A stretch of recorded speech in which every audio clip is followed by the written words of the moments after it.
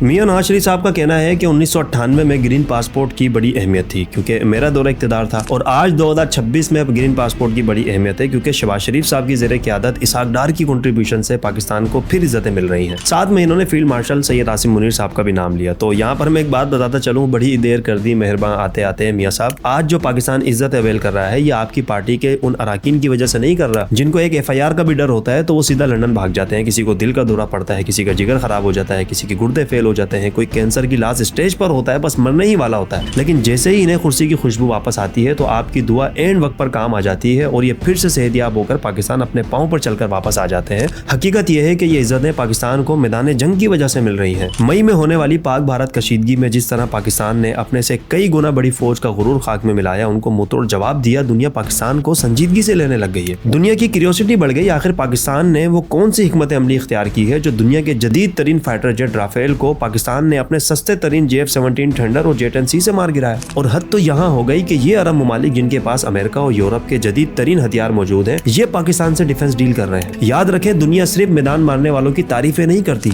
बाकायदा उनसे जुड़ी हर चीज पर नजर भी रखती है।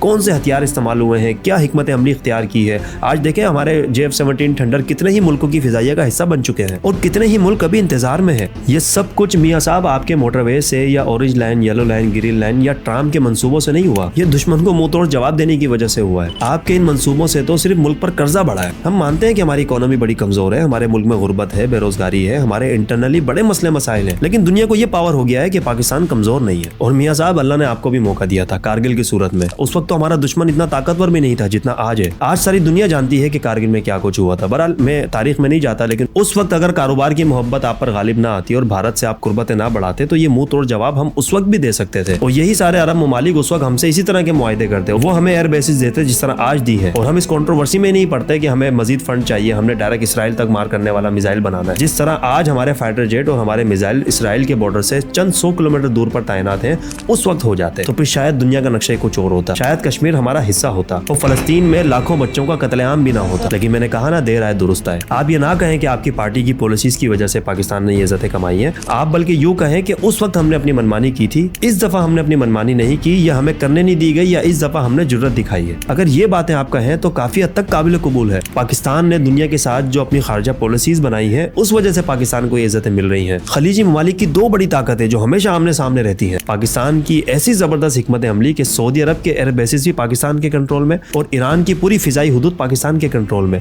ये मकाम बनाया है पाकिस्तान ने। चेहरे पर खुशी के साथ साथ थोड़ी सी निदामत भी लेकर आए, एडमिट करें इस बात को कि उस वक्त हमसे गलती हुई थी, कारोबार गालिब आ गया था, हमने दुश्मनों से कुर्बतें बढ़ाई थी। और इससे भी एक कदम आगे चल के आप दुश्मन को ये कह रहे थे कि हमने, पाकिस्तान ने आपकी पीठ में खंजर घोंपा है, हम एडमिट करते हैं कि हमने आपके साथ गलत किया। उस कारगिल का वो मिस एडवेंचर करके मेरी पीठ पर छुरा घोंपा गया।